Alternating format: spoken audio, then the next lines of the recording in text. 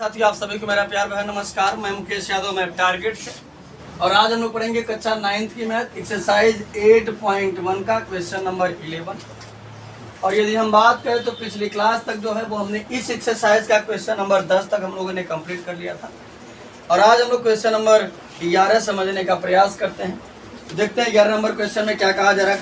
कहा जा रहा है कि ABC त्रिभुज ABC, एक त्रिभुज हमारा ये है ABC और त्रिभुज DEF एक त्रिभुज हमारा ये है।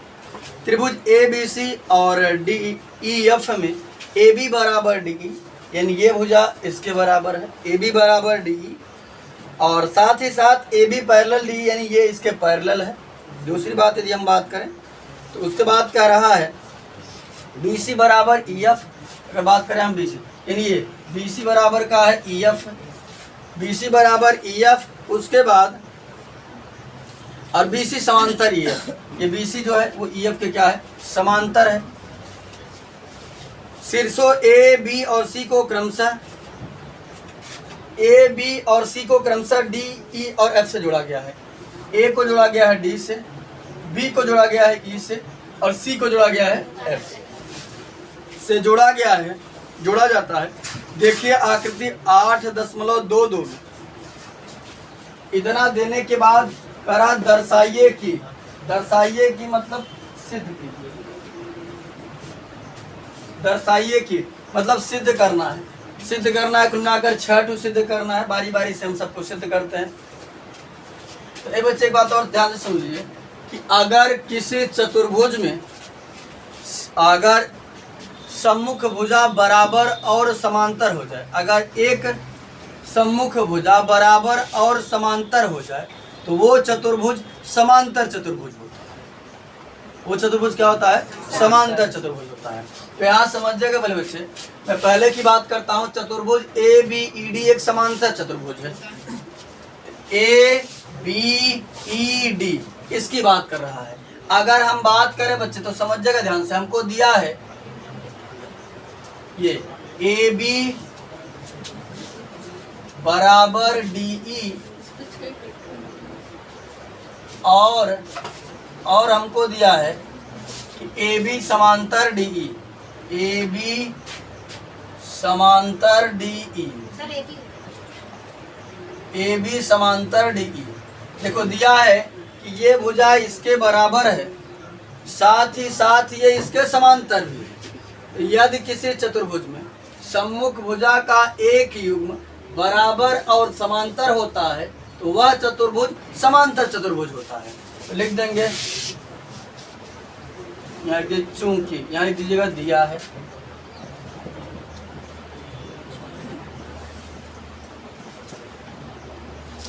चूंकि AB बराबर DE और AB समांतर DE है, अतः यह इसलिए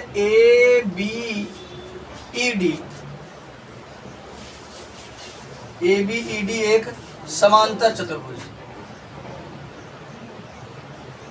समांतर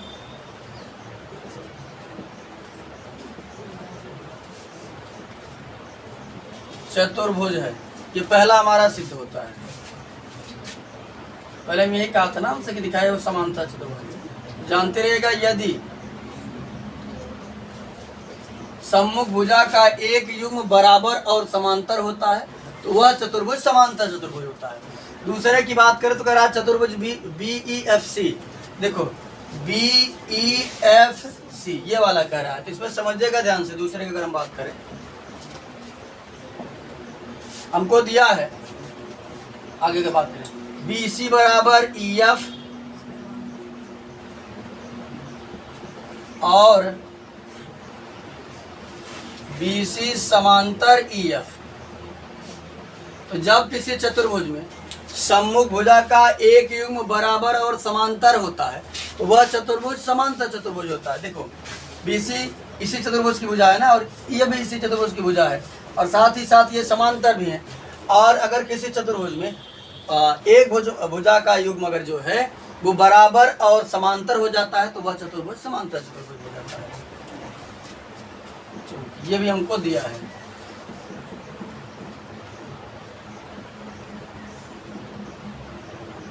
ठीक। अब का हमारा क्या हो जाएगा, ये जो BEFC है, इसलिए BEFC एक समांतर चतुर्भुज, समांतर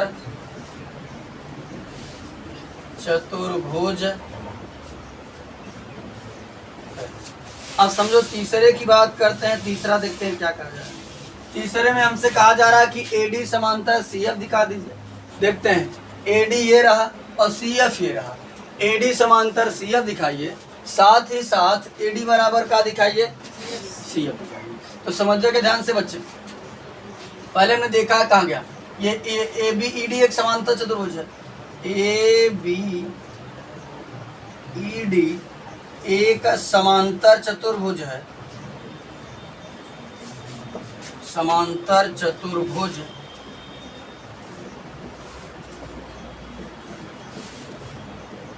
जब समांतर चतुर्भुज है तो हम ये जानते हैं कि समांतर चतुर्भुज की सम्मुख भुजाएं आपस में क्या होती हैं, AD बराबर क्या हो जाएगा, B।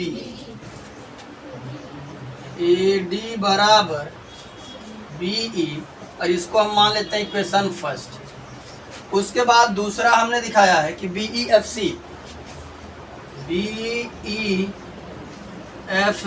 एक समांतर चतुर्भुज, एक समांतर चतुर्भुज है। तो जब ये एक समांतर चतुर्भुज है तो सम्मुख भुजाएं आपस में क्या होंगी, यानी CF बराबर क्या होगा, BE। CF बराबर BE, ठीक। और करके यहाँ लिख दे जाए ऐसे, और ये बराबर तो होती हैं, साथ ही साथ आपस में क्या होती है, समांतर। AD समांतर क्या हो जाएगा, BE। और अगर इसकी बात करें तो ये और क्या बनेगा हमारा, इसको मान लेते हैं इक्वेशन फर्स्ट। इसकी बात करें, ये बराबर तो होगा ही होगा, साथ ही साथ क्या होगा, समांतर। तो CF समांतर BE, और इसको मान लिया हमने समीकरण। समीकरण 1 और समीकरण 2 पर अगर हम दृष्टि डालें तो दायां पक्ष क्या है, बराबर। अगर दायां पक्ष बराबर तो बायां पक्ष क्या होता है, आसानी से हो जाएगा AD बराबर CF, और साथ ही साथ ये देखो यहाँ भी यहाँ भी, यानी AD समांतर क्या हो जाएगा, CF। तो लिख देंगे हम समीकरण 1 और 1 लिखिए, 1 और 2 से, समीकरण 1 और 2 से यदि हम बात करें तो हमने देखा दायां पक्ष बराबर है तो बायां पक्ष क्या होगा, आसानी से लिख देंगे AD बराबर CF, AD बराबर CF और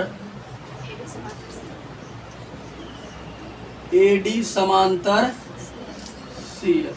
ये हमारा तीसरा भी सिद्ध हो जाता है। तीसरे में यही इनको सिद्ध करने के लिए कहा था ना, AD समांतर CF और AD बराबर CF। ये देखो AD समांतर CF और AD बराबर CF। चौथे की बात करते हैं हम, देखो चौथे में कहा जा रहा है चतुर्भुज ACFD। ACFD ये हमको समांतर चतुर्भुज दिखाना है। तो अभी हमने देखा कि ये चीज और ये चीज दिखाना हमने यहाँ पर, AD बराबर CF है और AD समांतर CF है। तो यदि किसी चतुर्भुज में सम्मुख भुजा का एक युग्म बराबर और समांतर हो जाए तो वह चतुर्भुज कौन सा चतुर्भुज होता है, समांतर चतुर्भुज। यहाँ समझिएगा, चूंकि AD बराबर CF और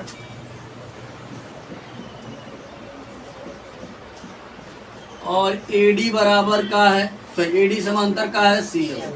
तो यदि किसी चतुर्भुज में एक भुजा का युग्म बराबर और समांतर होता है तो वह चतुर्भुज समांतर चतुर्भुज हो जाता है। ACFD हमारा क्या हो जाएगा, समांतर चतुर्भुज। इसलिए ACFD एक समांतर चतुर्भुज, समांतर चतुर्भुज। चौथा भी हमारा सिद्ध हो गया। 5वें की बात करते हैं। तो पांचवें में कहा जा रहा है AC बराबर DF, AC बराबर का DF। अगर ये समांतर चतुर्भुज होगा तो समूह भुजाएं क्या होंगी, बराबर होंगी। लिख देंगे ACFD एक समांतर चतुर्भुज है। जब एक समांतर चतुर्भुज है AC बराबर क्या होगा, AC बराबर DF। ये हमारा पांचवा भी सिद्ध होता है। अब छठवें की हम बात करते हैं। अगर छठवें की हम बात करें,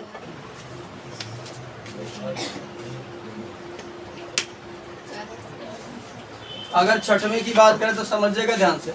छठवें में हमको ABC और DEF को सर्वांग सम दिखाना है। यहाँ समझो बच्चे ध्यान से। त्रिभुज ABC और त्रिभुज DEF में, तो समझो ध्यान से। अगर हम बात करें AB बराबर DE हमको खुद ही दिया है वहां पर स्टार्टिंग में, है ना। AB बराबर DE, उसके बाद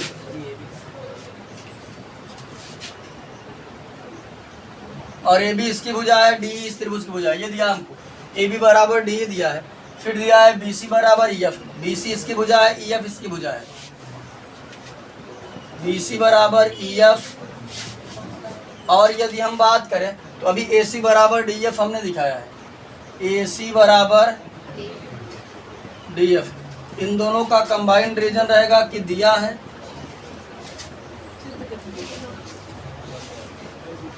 और इसका रीजन होगा ऊपर सिद्ध कर चुके हैं, ऊपर